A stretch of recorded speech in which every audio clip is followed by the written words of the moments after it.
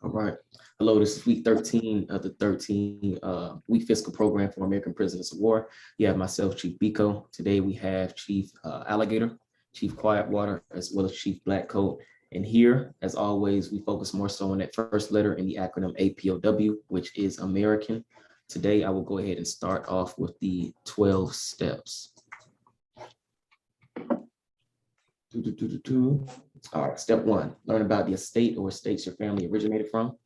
Step 2, who established that estate? Step 3, what tribe and confederacy had jurisdiction over that area prior to the European? Step 4, ask all nonprofit organizations you attend, what's your position on reparations? Step 5, they either support it or they do not. No support, no money. However, if they support it, then children and adults need weekly classes free of charge for about steps 1, 2, and 3. In addition, field trips to APOW landmarks in that city, county, and state are needed. 6, don't support European holidays for the remainder of the 13-week time frame. Step 7, avoid spending money with any small business that doesn't hire your people, gas stations, nail salons, subways, corner stores, etc. Step 8, all businesses need operating cash, spend money with American businesses. Step 9, all other groups rely on our energy and operating cash to survive. Set the trends of making other groups follow our lead and support our clubs, services, products, and entertainment.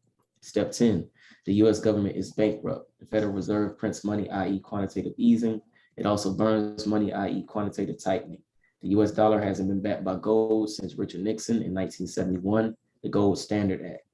The government operates off the full faith of its citizens to pay debt and taxes. American prisoners of war no longer have faith in the US government. This is why financial support will be altered, stopped, and redirected. Step 11, teach your kids 1 hour a day about their history on this land. A, have them learn about an American inventor. B, have them know about our heroes. C, they should know the European that conquered the estate you live in. And D, they should know the nation, the people prior to European invasion, militarily and culturally. Step 12, practicing these steps will educate us on the land we're claiming America and attaches us to the history and laws of the US government. Every estate American prisoners of war live in should have steps 1, 2, and 3 advertised via social media, radio, and newspaper. This in 13 weeks, one fiscal program or one fiscal quarter will bring us together for our common cause. And as always, ask the question, what really stood out to us this week in regards to the 12 steps. Mine would have to be step 5. Step 5, actually was having a conversation with some homies yesterday, and we were just talking about like how kids don't even have field trips no more in general, especially to even, our historic landmarks, but just in general, like they don't know anything besides, what has been, what they've been, brainwashed to, believe and understand. So they don't even go outside to, touch any of the landmarks or actually feel, what our people had created. So that's something that really stood out to me this week. That's a good one. That I'll piggyback off of that one. They're trying to put the critical race theory out there and impose that on, the further indoctrination of the education system, and the fact that they're not taking field trips.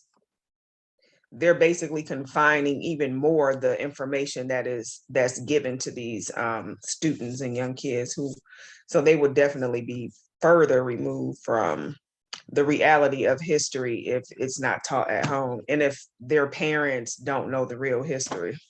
And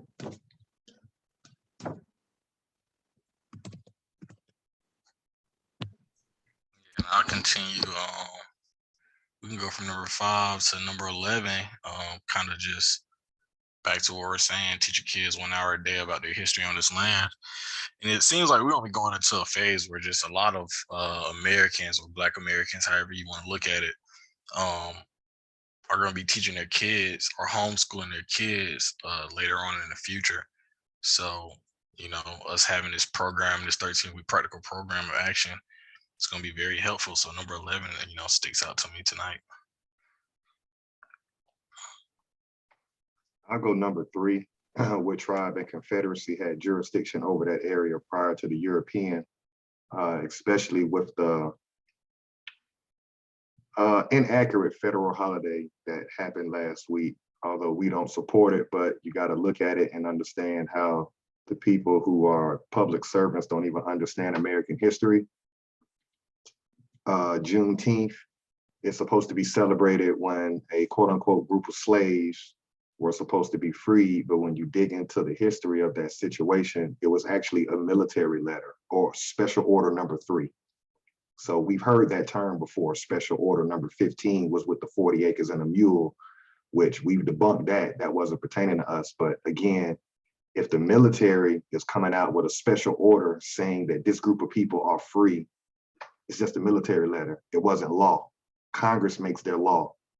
It wasn't an executive order coming from the president. So here you got a holiday claiming that that the military freed a group of people when the military doesn't have that power. And secondly, if the military is coming out to release some people, doesn't that even prove that you were prisoners of war? Because if the military got to go to Galveston, Texas and tell them people you're no longer on military work camps having to work for nothing. So it just shows the hypocrisy. So that's where I'm at with 3 is, find out what tribe. Oh, and the last point on that is those people were not slaves. Those people actually come from a tribe. I don't remember the name of the tribe. I thought I wrote it down in my notes, but those people were American. So you can see how the school system paints this narrative like they were slaves. No, that actually was a tribe of people from Galveston that were on military work camps. And that special order, when the military came out, released them from working on military work camps for free. That's a good point to highlight too. Just, if we aren't under military occupation, then why would they have a military general read a military letter saying we no longer need your services? You're free to leave this military work camp. Just, simple questions and simple answers that we, can just answer from reading the documents itself. So great point. Next, we will have Chief Alligator with this week's Inventor. All right, I'm gonna share my screen real quick. I kept it simple. Hold on 1 second. Let's get this together. Okay. So this particular week, we're gonna do J.B. Allen. This is something when I remember growing up, visiting certain family members, certain people had clotheslines in the back of their houses. And so once again, leave it to an American to invent the clothesline. So back in those days, everybody didn't have a washer or a dryer, but you dried your clothes air dry. People would hang their clothes outside in the back. So this week's inventor is going to be J.B. Allen. He invented the clothesline, federal patent number 551105. And this invention was patented on December 10th, 1895. Couldn't find a lot of information about him, couldn't find any information about him. We do not generate or capture a percentage of revenue from this industry. And for me, I always hark on that from a business aspect, because each time that we do one of these lords or inventors, we have to think big picture, that from that invention comes mass production. And then the world is able to buy this product. So every time we name an inventor, you have to think about the industry that comes behind that inventor. There would be no industry if it wasn't for the inventor. And the fact that these families of these people aren't reaping any of the returns from what their ancestors created, it just further proves the military occupation. We changed the world. We took the world from the Stone Age into the information age, but we don't reap any benefits from it. Great point and great inventor. Didn't even realize we made that. We see it all the time in like movies and things of that nature, especially like in cities or major cities. You'll see clotheslines, clothing on the clotheslines and everything. Like that's a scene that they always like to depict, especially like in those early 80s movies or 70s or 60s. Like you can just go back whenever they're like in a big city, you're going to see something regarding that invention. Next, we will have Chief Quietwater with this week's quote.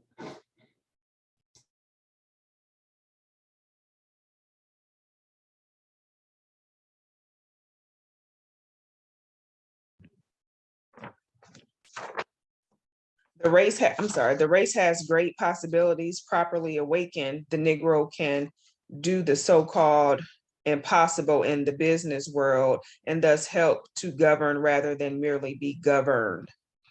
So I think that goes in line with us doing these inventions every week.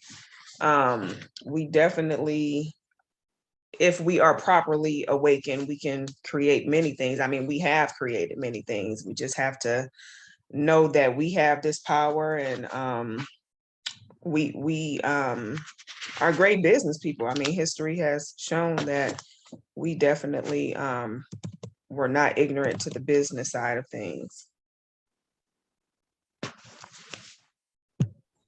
Absolutely great quote too. Kind of just reminds me of course, all of our inventors, but definitely last week's, just coming up with what some people would call the impossible, just taking water out of the air and then making it clean and drinkable.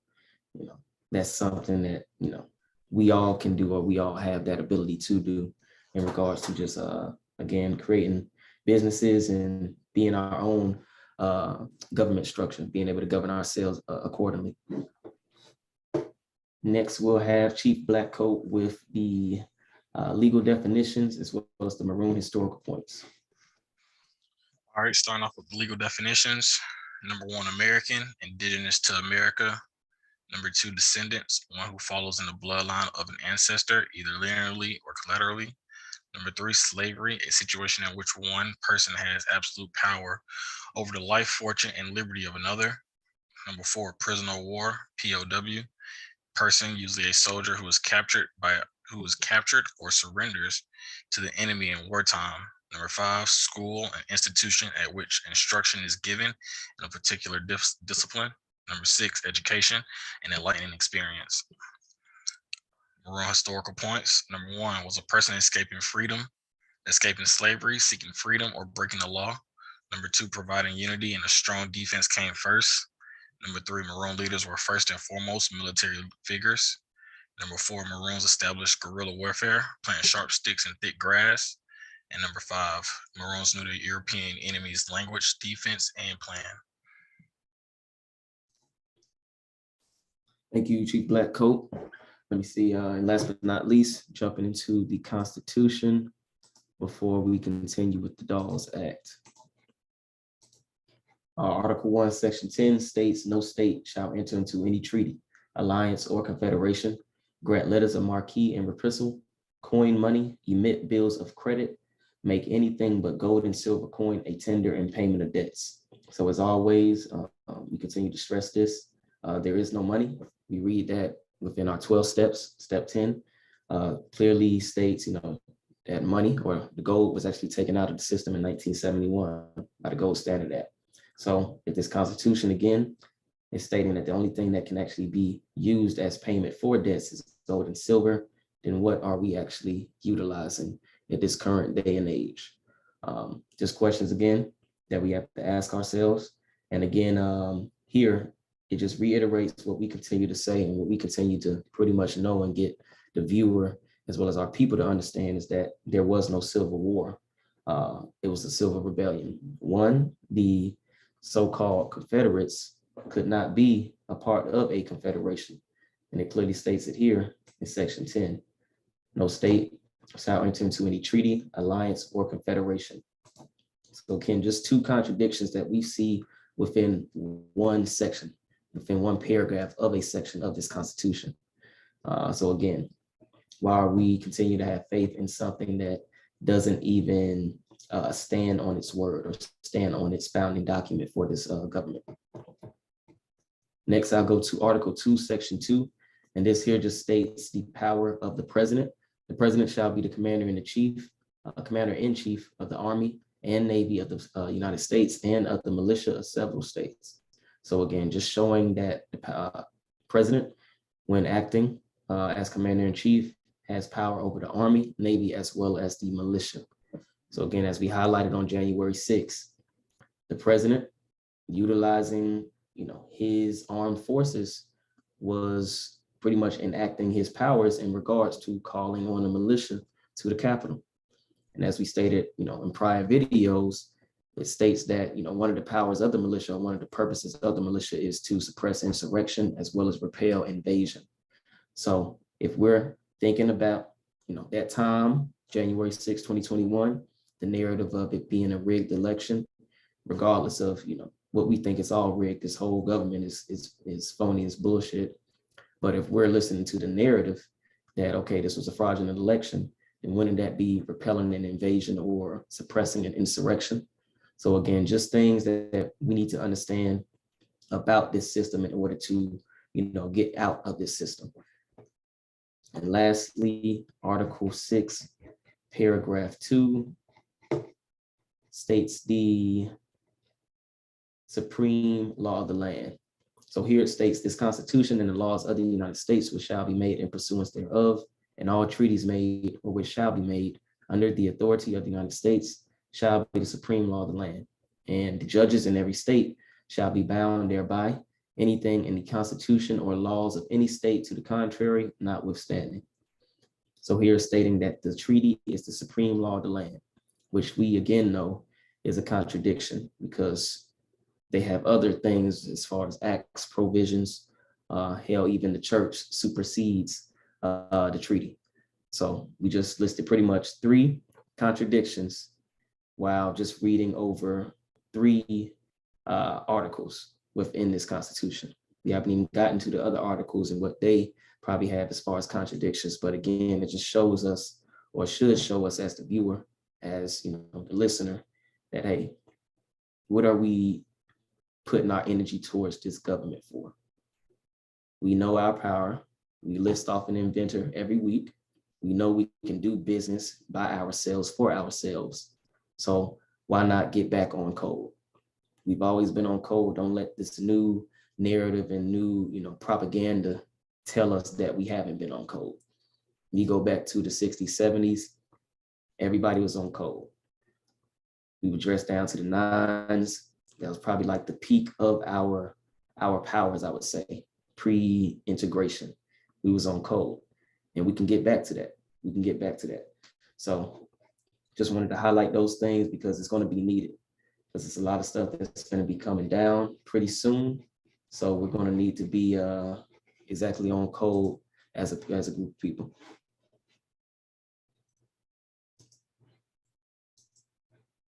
And last week in the Dawes Act, we pretty much stopped at the summary. So we discussed the summary that would pretty much just give a summary of what the transcript is. But now we're going to be going into detail exactly what each section and each act within the Dawes Act particularly states. So go ahead and share my screen. And any volunteers to pop us off for this week? Transcript. Go ahead and start us off this week. All right.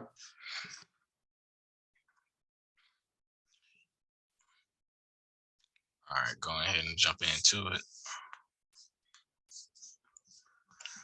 All right, 49th Congress of the United States of America at the second session, begun and held at the city of Washington on Monday, the 6th day of December, 1886.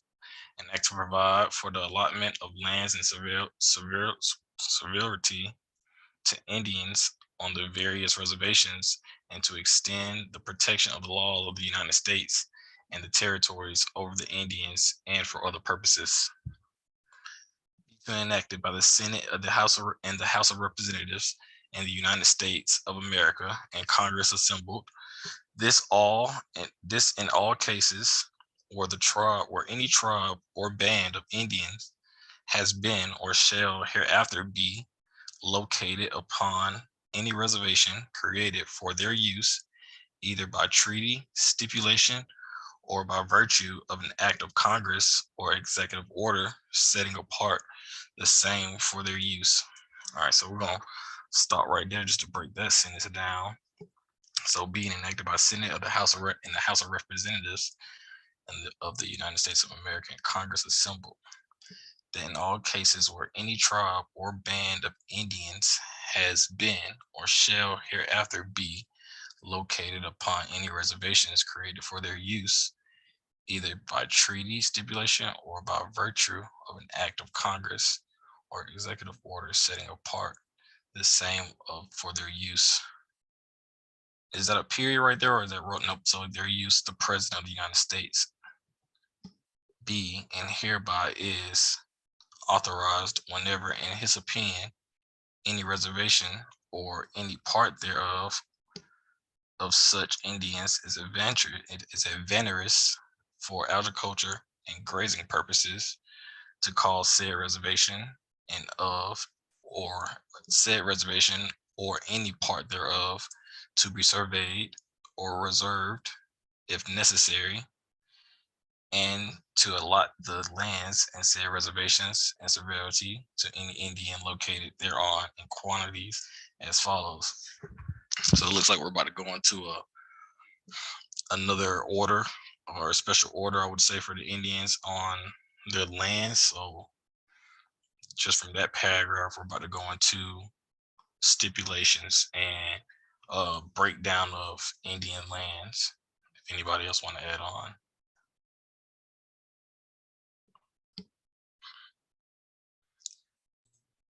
I would say it just sounds like yeah, they're about to go ahead and just break down the exact amount of acres that were kind of listed in the summary. It also just states here like any treaty or any executive order or act of Congress that was made prior as far as to the respective tribes, they like as far as that land allotment, it's going to be they're pretty much going to put that into or enact that or those treaties or those laws or those acts there. So it's like whatever we agreed to as far as your carving of the land, this is where we're going to pretty much kind of take it away anyway. So again, it kind of just highlights that the treaty isn't the supreme law of the land. And they're saying that this act is pretty much going to supersede any of those prior arrangements.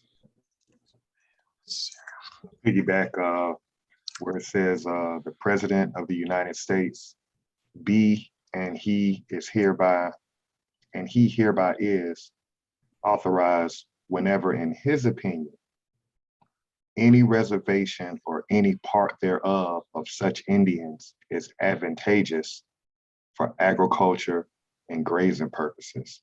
So once again, we can clearly see they're depending on the American for farming. So this idea that you brought a group of people from a whole nother landmass that didn't know what came out of the ground, we've been debunking that through these treaties. They're going to use the American to find out what grows out there. And then he's going to cause said reservation or any part thereof to be surveyed or resurveyed if necessary, and to allot the lands in said reservation and severalty to any Indian located thereon in quantities as follows. So if he sees where the United States government can gain some benefit because it's, I don't know, give me something out of the Midwest that comes out of the land that's widely known, corn, like wheat and something. Right. Once he realized, oh, it's popping out here with corn, whoever's good at that cultural process, he can just allot them that land, say, okay, I'm gonna put y'all here and give y'all that surveyed land. So we can see how the infighting is gonna start, because what if you're not from that area and you got an outside government, the US government, giving somebody this land? You see what I'm saying? So you could get a infighting going on amongst the Americans. For sure. All right, so we're going to go into a breakdown. To each head of the family, 1/4 of a section. To each single person over 18 years of age, 1/8 of a section. To each orphan child under 18 years of age, 1/8 of a section. And to each other single person under 18 years now living or who may be born prior to the date of the order of the president directing an allotment of the lands embraced in any reservation, 1/6 of a section. So right there, just a breakdown of who gets what, how much do they get. Looks like everybody's pretty much getting 1/8 of a section. And then if you're, let me see, to each person other than, so a single person, 18 years, who may be born prior to the date, he gets 1/6. Looks like we also had an orphan in there. So we got an orphan, he gets 1/8 as well. So somebody now being adopted into the family, they get a whole 1/8 as well. Keep going on. Provided that in case there is not sufficient land in any of the said reservations to allot lands to each individual of the classes above named in quantities as above provided, the lands embraced in the such reservation or reservations shall be allotted to each individual of each of said classes pro rata in accordance with the provisions of this act. And provided further that where the treaty or act of Congress setting apart such reservation provides the allotment of lands and severally and quantities and excesses of the herein provided, the president, in making allotments upon such reservation, shall allot the lands to each individual Indian belonging therein in quantity as specified in such treaty or act, and provide further that when the lands allotted are only valuable for grazing purposes, an additional allotment of such grazing lands in quantities as above provided shall be made to each individual. So a lot there. So I want to start off with that first sentence again, that in case there is not sufficient land in any of the said reservations to allot lands to each individual, the classes above named in quantities as above provided, the lands embraced in such reservation or reservations shall be allotted to each individual of each of said classes prorated in accordance with the provision of this act. So back to what we read before, to each head of the family, that same outline will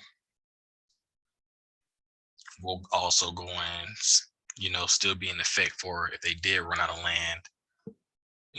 They still will adhere to, the head of the family getting 1/8, single person over 18 getting an 1/8, an orphan child getting an 1/8.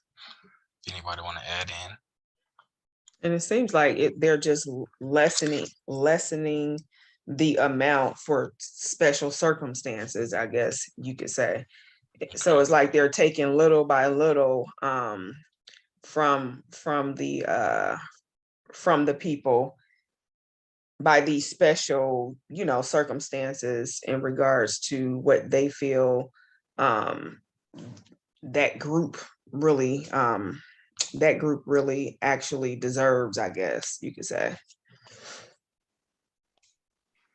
I'll throw one thing in. I'm just thinking about my family personally. When we go back to the oldest census record and we see who the land on my mom's side of the family, who's a Cherokee, by the way, how that whole thing's set up. I'm stuck right here, Chief Blackcoat, where you said to each head of family. That's not the language that we use. That's not American language. We come from tribes, so we can see how they broke the tribe up. Tribes have chief and chiefess. They came up with something called head of household. That's not us. So that's what jumps out in this Dawes Act. This is, again, you have to agree to dishonor your mothers and your fathers. So the people in the late 1800s, when they agreed to get land on an individual basis, you were stepping away from your tribe and they got you. So you can't really say they put the curse on you. It's like you put your curse on yourself because you claim to be something that we never were. There was no such thing as a head of household. And that word orphan also, I'm starting to see that word more. And I think about Annie when I was growing up, Orphan Annie. These people are coming over here parentless and they're able to still get in within what used to be tribe. Now it's head of household. So I'm seeing a lot of different angles on that. Oh, that was a great point out. Yeah. Good point. What kind of stands out to me would be kind of what we when we were reading the first American Removal Act, or the actual American Removal Act, it would state like how the chiefs would have to go to the, not the interpreter, but the land officer, whoever was over those lands to receive resources. So it's like, okay, if the chief now has to go to somebody else just to get stuff that we need, now you can see how it makes it much easier for individuals to be like, I'll step away from the tribe because I'm not getting anything anyway. So now they'll be able to kind of pick and choose those individuals. So it'll be easier to separate them, because it's like, well, the chief, who's supposed to be, have everything in control, has to answer to somebody now. And now that's making it worse for everybody. So I guess I'll go ahead and make sure I get my individual family, make sure we get that quarter section, and then can try to move, survive within that. But as you said, all it did was help, separate us even more. And I think that kind of spills over into current day as well, because like the lack of leadership that we have now, nobody wants to step up and be accountable or have a voice for the things that we're going through right now, except your entertainers and your sports, figures and things of that nature. So I think it goes back to this, where they were all about themselves, basically, the benefit of just taking care of themselves. I just want to go back to what Chief Alligator had pointed out about the, head of household or the head of family. That language now has rolled over to today, and we have situations where single parent home, somebody's in there feeling as if they are the head of the family. So everything kind of falls back onto them. So again, back to just how that family, we broke up. We went from, nations, tribes, to now head of families, meaning head of who me and you've had a baby with, instead of our whole tribe being, able to help each other out and things of that nature. I can just throw in, I'm just thinking of my childhood. As a young boy, you could ride around your neighborhood or your territory. I'm gonna use the American word. You could ride around your territory until you get to a place where you knew you were out of bounds and you were dealing with a different group of boys, right? And so normally what's gonna have to happen is some type of conflict. It's just it's a man thing. I'm saying that to say, we didn't know anything about quarter sections. That's not American. We dealt with territory. So now they're relegating us to sections. And that in itself is going to throw off our spiritual equilibrium, because that's that. What do you mean I'm only relegated to this? We're used to territories. So that also jumped up to me. We'll go ahead and go into section 2. That all allotments set apart under the provisions of this act shall be selected by the Indians, heads of families selecting from their minor children, and the agent shall select for each orphan child, and in such manner as to embrace the improvements of the Indian making the selection. Where the improvements of 2 or more Indians having been made on the same legal subdivision of land, unless they shall otherwise agree, a provisional line may be run dividing said lands. A provisional line may be run dividing said lands between them, and the amount to which each is entitled shall be equalized in the assignment of the remainder of the land to which they are entitled under this act, provided that if anyone entitled to an allotment shall fail to make selection within 4 years after, the president shall direct the allotments may be made on a particular reservation. The Secretary of the Interior may direct the agent of such tribe or band, if such there be, and if there be no agent, then a special agent appointed for that purpose to make a selection for the Indian, which selection shall be allotted as in cases where selections are made by the Indians, and patents shall issue in like manner. One thing we just point out is how they always had a escape route, or not even an escape route, but a plan A, plan B, plan C, to when it comes to getting this land allotted and being able to pick and choose who gets what and how much they get with having these agents and special agents to be able to already be around these tribes and pretty much see certain family members dying off and knowing, okay, boom, we have this area right here. We'll be able to have this area within 4 years because there's no one there to pretty much claim that land. But from that section, I'm just pulling, the biggest thing that's pulled out to me is the agent. Whoever this agent is, clearly the agent speaks the same language as the members of these tribes or the Indians. So they might be an Indian or very close. And it's pretty much bulletproof or, foolproof for the government or for the president to pretty much get what they want because of these agents within these groups. So that's the biggest thing I'm pulling from section 2, just having that backup plan no matter what in order to pretty much gain control of the land. That's a war tactic that they always use, and it's consistent. They're going to always put an agent in there. And if there be no agent, they'll put a special agent. So the way I'm looking at the way you kill that is by being self-sufficient. As a group of people, you have to be self-sufficient. Kind of like take the Afghanistan's people's approach. How did they beat the United States government? Right? You probably couldn't put agents amongst them.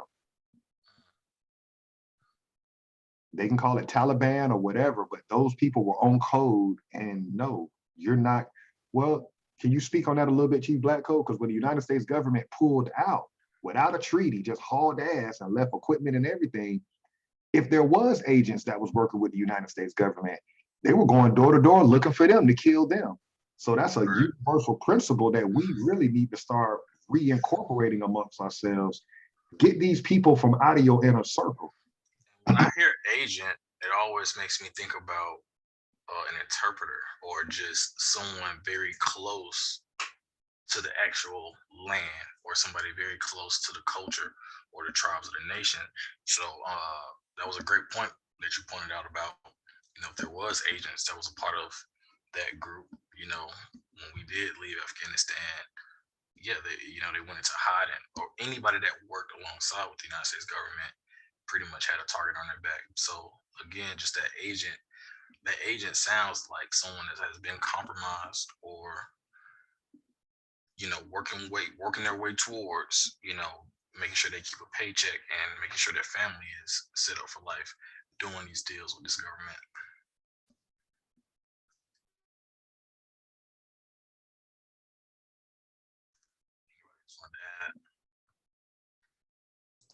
I'll say the real thing that kind of stuck out to me was this part here with the heads of family selected for their minor children, but the agents selected for the orphan children.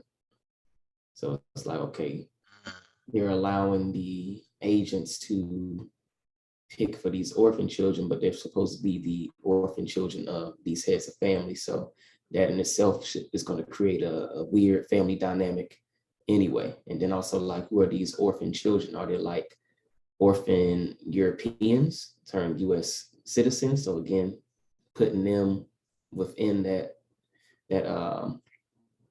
American, I guess you could say, bloodline by not having birthright, or bloodline without the birthright, and then giving them probably more favorable land allotments.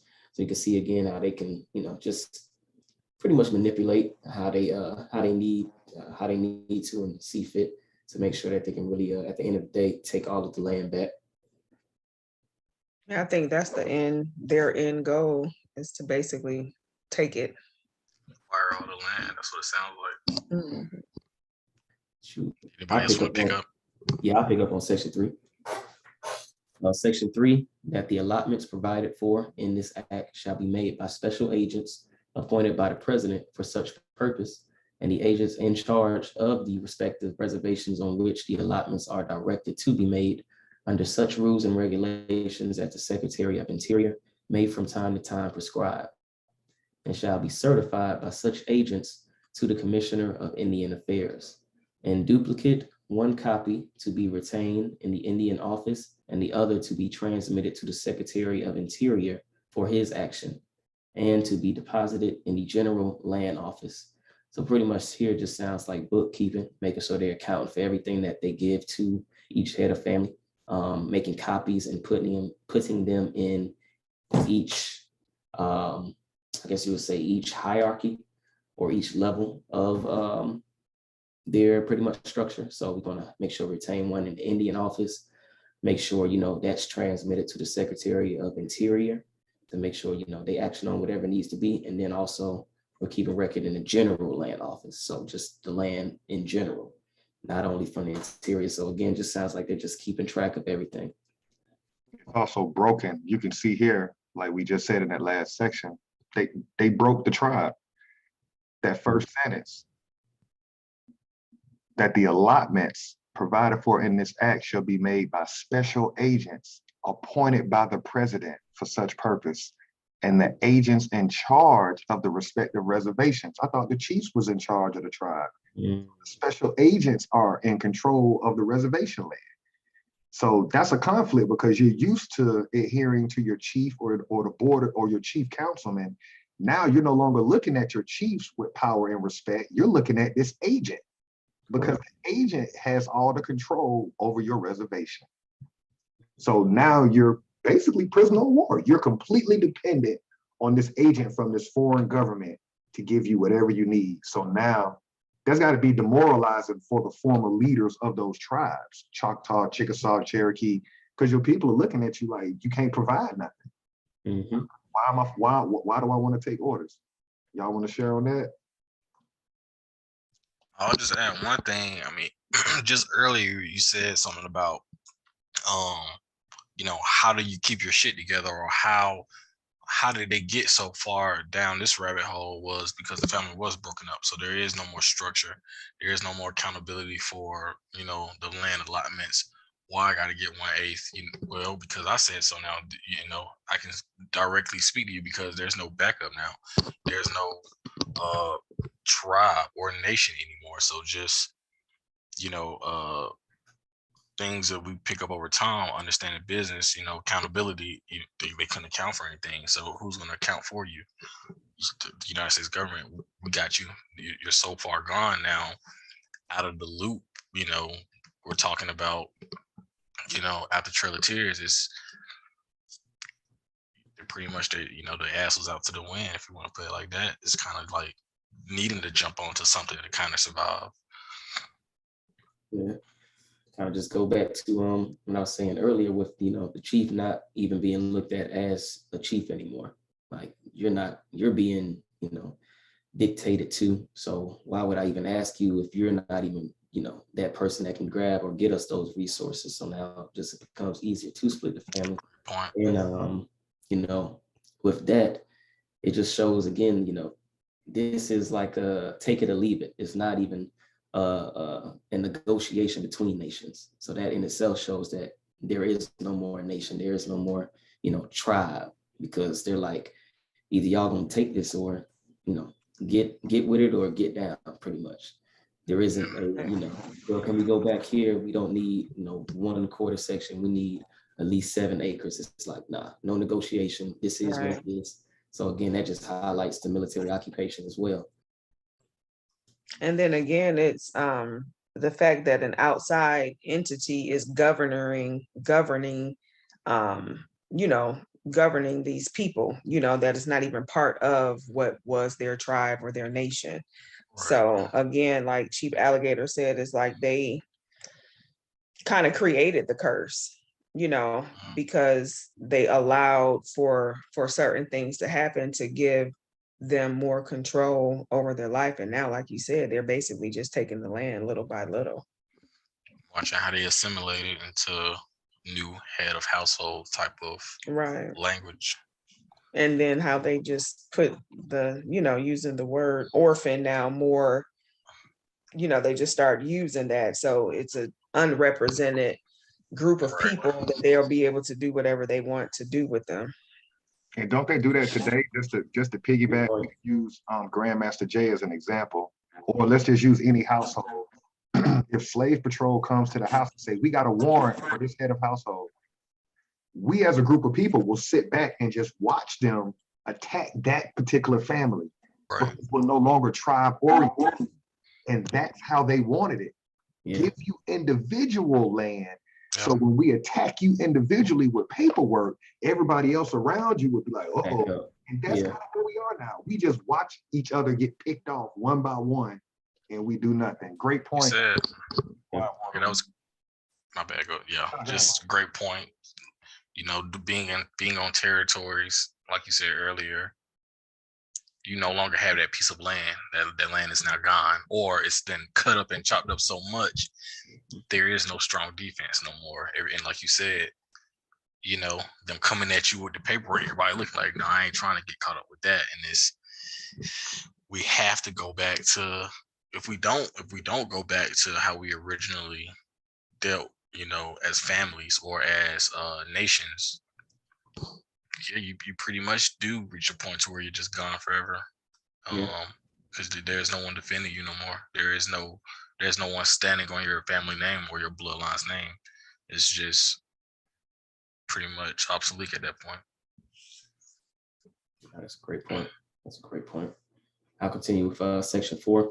That where any Indian not residing upon a reservation, or for whose tribe no reservation has been provided by treaty, act of Congress, or executive order, shall make settlement upon any surveyed or unsurveyed lands of the United States, not otherwise appropriated, he or she shall be entitled, upon application of the local land office for the district in which the lands are located, to have the same allotted to him or her and to his or her children in quantities and manner as provided in this act for Indians residing upon reservations.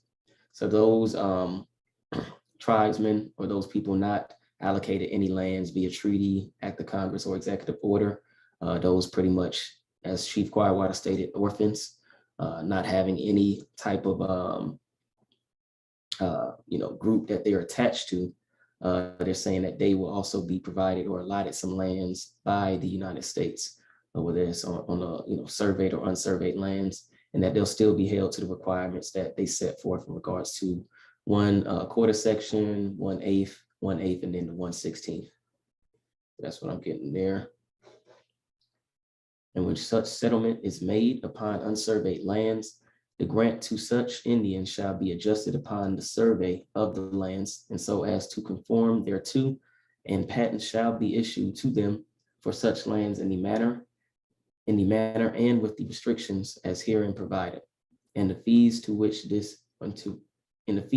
the officers of such local land office would have been entitled had such lands been entered upon the general laws for the disposition of the public land shall be paid to them from any monies in the Treasury of the United States, not otherwise appropriated. So as far as them, I guess, paying for these land allotments, they're going to be using the funds from the Treasury that haven't been already appropriated to, I'm guessing, each individual nation. Like I was stating with the Choctaw and Chickasaw, they're going to be given X amount to each nation separately.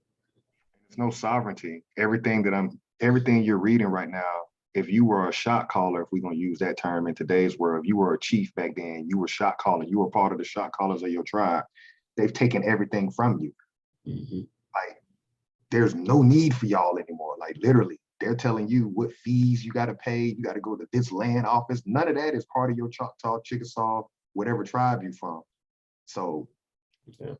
It's like, this is the final blow. This act is like basically the government saying, yeah, we put y'all in Indian territory, but y'all motherfuckers US citizens now, because you're gonna do everything as if you were a US citizen.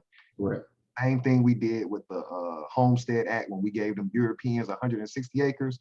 We're gonna give you 1/8 of one, but you're gonna go through the same procedure to get that 1/8. Right. Now you're just coming up underneath our government. Completely. Let's see here. Upon a statement of an account in their behalf for such fees by the Commissioner of the General Land Office, and a certification of such account to the Secretary of the Treasury by the Secretary of the Interior. So again, the United States government structure is handling all resources and all transactions for these quote unquote nations. So again, as Chief Alligator stated, they're no longer sovereign. They are now completely answering to the United States government. We see Section 5, that upon the approval of the allotments provided for in this act by the Secretary of the Interior, he shall cause patents to issue therefore in the name of the allottees. So the patents shall be in the name of the heads of families or individuals. In that case, they would have their names on those. So which patent shall be of the legal effect and declare that the United States does and will hold the land thus allotted. So again, just clearly stating here that they no longer own the land or are the keepers of the land. Because none of us own it, but the keepers of the land, they're saying this is all strictly United States now. So just again, showing like, just as we give it, we can take it away as well. For the period of 25 years. So I'll go back and reread that, which patent shall be of the legal effect and declare that the United States does and will hold the land thus allotted for the period of 25 years in trust for the sole use and benefit of the Indian to whom such allotment shall have been made, or in case of his decease or of his heirs according to the laws of the state or territory where such land is located, and that at the expiration of said period, the United States will convey the same by patent to said Indian or his heirs after said in fee, discharged of said trust and free of all charge or encumbrance whatsoever. So what that sounds like to me is basically if they don't have any heirs to, again, pretty much take the land, then that'll automatically go back to just being the United States is all going to be the United States anyway, but in regards to like who is accounted or being held accountable for that area will go back to the United States. If they do have an heir, then they will rewrite that patent in that heir's name. But again, it will still be considered or declared the United States land, if that makes sense. So they'll be able to easily issue out these patents and switch those names pretty much recurringly, like it's nonstop. They'll be able to do that while still making profit off of fees and other things like it states here. Any thoughts on that? Yeah, if it's a trust, then they should be working on their behalf. The United States government is supposed to be working on behalf of those people. But like they gave themselves an out in the case of decease or of his heirs according to the laws of the state or territory where such land is located, and that at the expiration of said period, which is 25 years, the United States will convey the same by patent to said Indian or his heirs as aforesaid, in fee, discharge of said trust and free of all charge of encumbrance. That's assuming that somebody claims to be a part of that, right? If nobody steps up and says, hey, United States government, I'm part of this family and you were entrusted to manage this. Again, you still got to go back to their state. And I think that's where a lot of us as Americans, that's where we get confused when we're doing American history. We try to dance between state and territory, two different governments. Yeah. Every time you talk state, you're talking United States of America. And I notice a lot of people who talk about history, it's just due to the brain in school. We'll step on both sides of the coin instead of just staying on the edge. That's my thought. And I think also that a lot of families don't know that they actually have land in the estate in which they, in which they're from. So this goes through not knowing, number one, and information not being passed down from their prospective family members. So I know that there's a lot of land that has been taken over, stolen basically, that if family members could trace it back, they would be able to gain, lawful or legal access to it. Yeah, it just kind of highlights what we was talking about last week, like those individuals being surrounded by Europeans, killing off the whole lineage, and then, not having any way to communicate to their family on another quarter section, 160 acres away, because again, they're surrounded by Right. and given that. And, even if they, had documentation saying this was the person who we entrusted, that's a part of our family. Scorched earth theory, just burn all the records. Well, it doesn't show that you're family to them, so we can't give you this land. So again, kind of like at the end of the day, we just got to take our shit back. No point in trying to go in through their system because we see that their system is bullshit anyway. But it's definitely that just where it comes, like that word of mouth, being able to, be on code. Okay, we're getting pushed off in this quarter section. We'll let you know if something, if there's, different area that they try to put us in, just to make sure we're not in communication. So got to kind of get back to that as well, because we know how easily it is for them to erase certain things, burn documents, all of our documents. So just getting on code with that. But great point that you made there, Chief Quietwater. Let's see here. Did y'all want to stop here and just kind of, summarize what we've read so far? Let me see. In the middle, try not to stop in there, because that next sentence kind of ties into what we were just saying, that everything that was just said about 25 years in trust, the president can just say, fuck it, it ain't gonna be 25 years. So okay, so provided that the president of the United States may in any case in his discretion extend that period. So as you was just alluding to there, Chief Alligator, they'll be able to extend that period if necessary, extending that 25 years. And if any convenience shall be made of the lands set apart and allotted as herein provided, or any contract made touching the same before the expiration of the time above mentioned, such conveyance or contract shall be absolutely null and void. So here,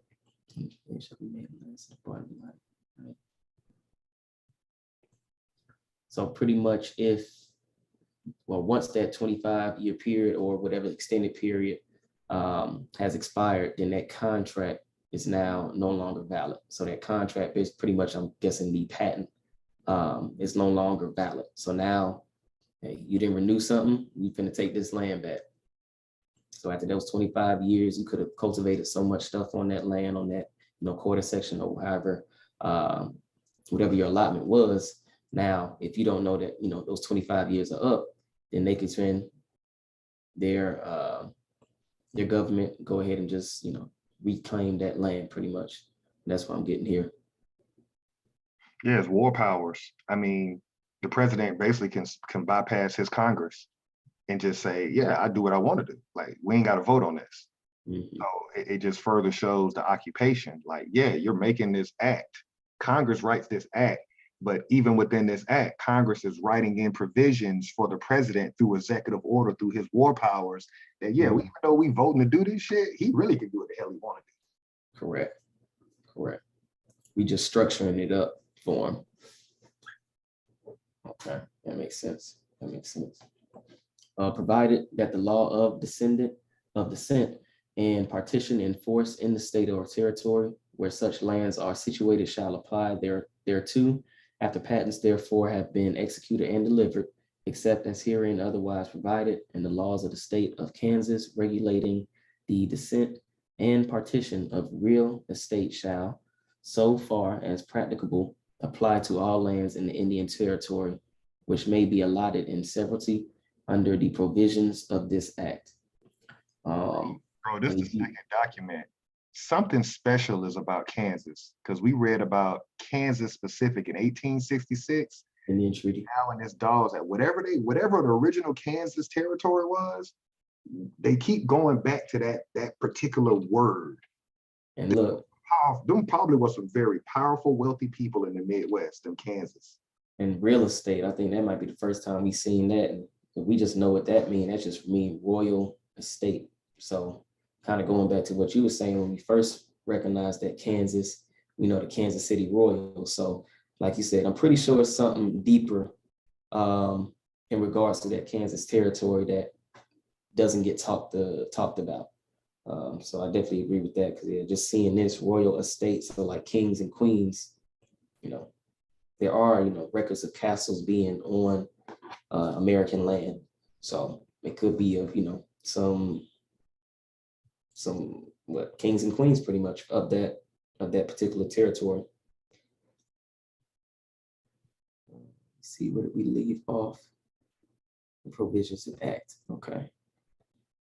You see, and provided further that at any time after lands have been allotted to all the Indians of any tribe, as herein provided or sooner, if in the opinion of the president, it shall be for the best interest of said tribe, it shall be lawful for the Secretary of the Interior to negotiate with such Indian tribe for the purchase and release by said tribe, in conformity with the treaty or statute under which such reservation is held, of such portion of its reservation not allotted, as such tribe shall from time to time consent to sell on such terms and conditions as shall be considered just and equitable between the United States and said tribe of Indians, which purchase shall not be complete until ratified by Congress, and the form and manner of executing such release prescribed by Congress. So here is saying that the actual tribe can sell off that land, but again, they're not going to give them anything close to equal value of what that land would be as far as any type of monetary compensation. So it says considered just and equitable, but who considers that? The United States. They already are saying 1/4 section is just and equitable for you off the rip as far as individuals. So as far as what we're going to pay you, is we already know it's going to be much less in regards to that sale of purchase or that purchase that sale receipt or anything like that. Look at the contradiction right here where it says in conformity with the treaty, right there next to the comma for tribe, and what you just read. Go up a look, go up with your cursor, go up to the right, all the way to the right, right there. In conformity with the treaty or statute. Yeah, if you highlight that, in conformity with the treaty or statute under which reservation is held, it can't be both. Because treaty would be law, supreme law, and then statute, that's a code, that's legal. So how can my reservation be up under a code or a statute? So it's just further showing that they took the time to write all of this up, but they knew ultimately that they were going to give the president, their commander-in-chief, keyword chief, they were going to give their chief supreme authority to renege on whatever is being done. But you can't be under treaty and statute. Yeah, that's doesn't make sense. Yeah, two different things. One supreme law, and then one is, a locality, like a guideline or something like those laws, like a policy. So again, this just highlights what that Article 6, or pretty much just highlights the contradiction that the Constitution has and how they continue to contradict themselves in each of their documents. So great point out there. Ooh, that's a fat article. I didn't know it was that fat. That's what I was saying. It's long now. We'll have to pick this one up next week. I didn't know we were gonna be that deep. How deep is it? Oh, okay. So you about halfway through now on it. Yeah. It's up to y'all. Shoot. Let me see. We might be able to get through this fast through. On mute. Chief Quietwater, Chief Blackcoat on mute. What y'all want to do? No, I said article. We can definitely pick back up on it, but it don't matter to me. It doesn't matter to me either. Yeah, we to a stopping point. Yeah. You want to shut it down? Okay. Yeah, we can stop right there then. Okay. Provided, however. And this is section 5. Okay. Yeah. Let's see where we at here. No, provided, however. Provided, however. All right.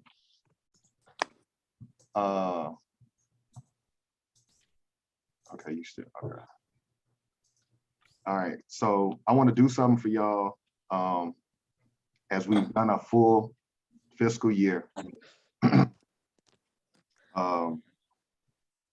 One of the financial books that I work is Think and Grow Rich.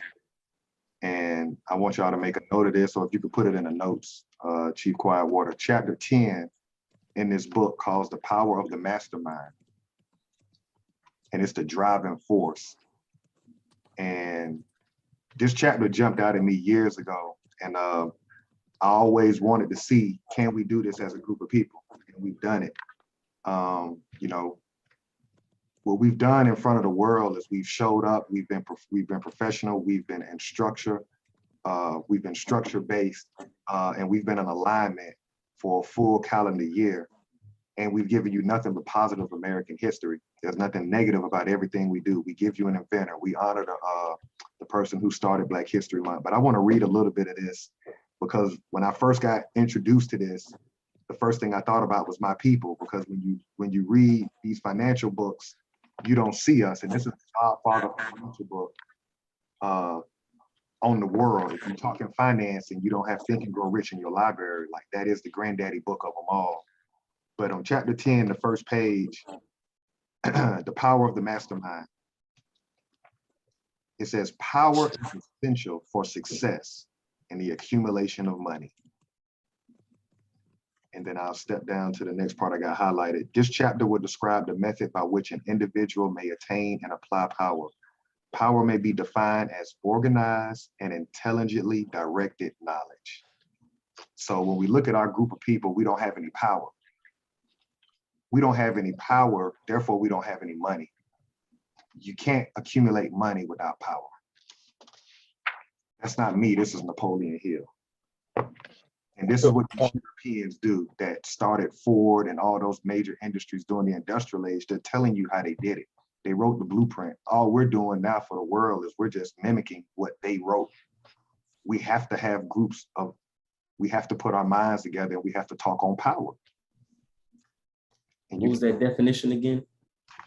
For power? Yeah, for power. Or for mastermind, it says power is essential for success in the accumulation of money. And then power may be defined as organized and intelligently directed knowledge.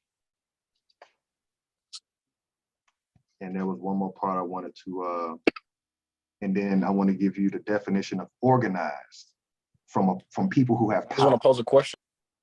Go ahead. No, I was just about to ask that question of, if we're going to separate power from money, what is true power? That's why I'm gonna give you the definition of organized now. Organized effort is produced through the coordination of effort of two or more people who work toward a definite end in a spirit of harmony. Power is required for the accumulation of money. Power is necessary for the retention of money after it has been accumulated. So to go back to your question, you cannot gain something and not accept the power that has to come with it to keep it. It's one thing to get it. We can get reparations, if I'm gonna use that, but you gotta have a military defense to keep it. And so what's happened to us is we were powerful. We were the inventors. We had territory, we had tribes, and we stopped owning that power to keep it. And here we are now taking orders from other groups of people who understand that for them to be in power, yeah, I gotta have the biggest, baddest military on planet Earth, because you gotta know, want some, get some, bad enough, take some. We've forgotten that reality. The last thing on this, again, this is chapter 10. The mastermind may be defined as coordination of knowledge and effort in a spirit of harmony between two or more people for the attainment of a definite purpose. No individual may have great power without availing him or herself of the mastermind. You can't do it by yourself. You can't do it by yourself. You gotta work with people. You gotta get in the sandbox and play with other people. In chapter 7, instructions were given for the creation of plans for the purpose of translating desire into its monetary equivalent. That's a whole nother concept, to actually take something out of your head, put it on paper, and then translate that paper into currency, whatever we call money in today's society. That's a whole nother topic. But if you carry out these instructions with persistence and intelligence and use discrimination in the selection of your mastermind group, your objective will have been halfway reached before you even begin to recognize it. So the plan is important, but what's more important is who you put on your team. that's where we failed. And I just want to salute y'all because we've done this for 12 months. Y'all can share what y'all got from that. But we did it. We did it. You got to have the right people around you in order to get from point A to point B. And the reason why we're suffering as a group of people is because we don't have the right mastermind group. The Black Caucus, y'all not on this type time. Y'all ain't talking nothing about power. You're wasteless. That's why you blocked me on Facebook.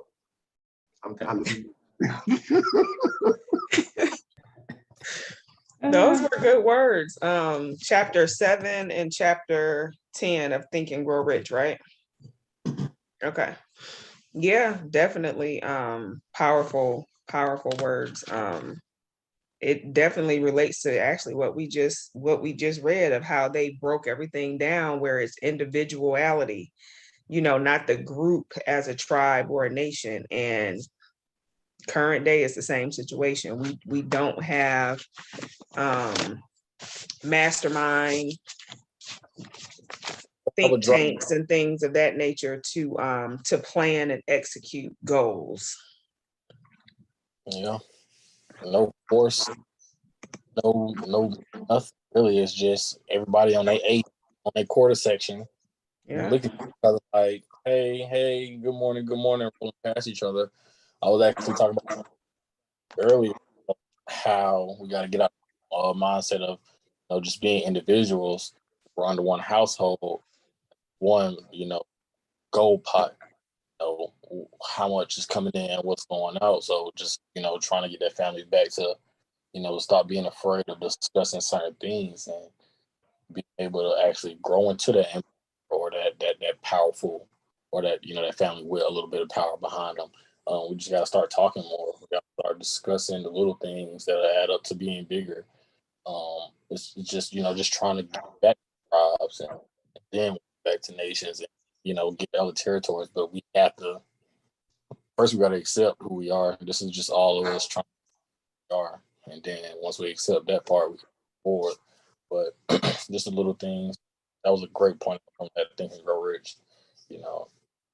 Power is money, but you gotta have power is the foundation. You got the money, but Great point. Definitely to piggyback off of what you said there, Chief Black Coat. Definitely, just being able to communicate with one another. Like, shoot, do you even know your neighbor's name or anything like that? So just being able to have that, that tribe or have that territory, as Chief Alligator stating, when he was a child, being able to ride your bike up the street, like we knew where we could go and we'd be, straight. Like, even if we kind of veered off, it's like, okay, we just got to be hesitant. I got to know somebody in this area for me to walk in this area. Type of thing. So just getting back to that, cultivating those relationships, stop being so, veered off into this, this matrix and phones, into the social media, and actually get out there and touch somebody. Like, I think that's what our generation is for. Like, we're the last ones to be still connected to this land or this realm, while they're still trying to pull the new generation into this virtual stuff. Get them strictly, no longer even communicating with each other. So I think that's me and Chief Black Coat's responsibility, since we seen it before this technology, then we see it after. So we're the ones to be like, okay, now I remember a Nokia, I remember typing in my numbers, having to memorize certain numbers. Y'all, you just scroll down to your name, you don't even know whose number that is. You just see the name. If you don't have that, you don't even realize that number. You can't type it up in emergency situations. See, we're the last group. So it's okay, we have to bring this newer generation back to reality. We still need to know these things. Because if we cut off just like that. So that's all I got to say there. That was a good bill right there. Yeah, great meeting. It's been a great year. Next week will be our year anniversary for real, but this is the last one. So I got to salute everybody for showing up. Separate the men from the boys to go 52 weeks, 4 fiscal quarters. Celebration next week. Yeah, we've dropped a lot of proof of claim for the world, and I'm still waiting. I don't know about y'all. I'm waiting on a scholar to prove us wrong, because ain't coming. any other document to prove that there was a Civil War. You can't Right. cite any document showing we were slaves. We just waiting on y'all to realize, admit who you are. And we're Mhm. showing our power on this channel because it's not about fiat. Right. So the power of the mastermind is you got to be fully self-supporting. So the way that you be fully self-supporting on YouTube is you don't play the game with the money. Mhm. We can say whatever we want to say as long as we don't take the terms and conditions for your money. Mhm. Right. Keeps us independent. Yeah, we're not an employee.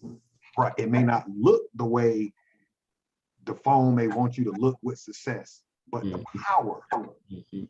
is what the Lost Confederacy channel has. It's about the power. It ain't about the look. Great point.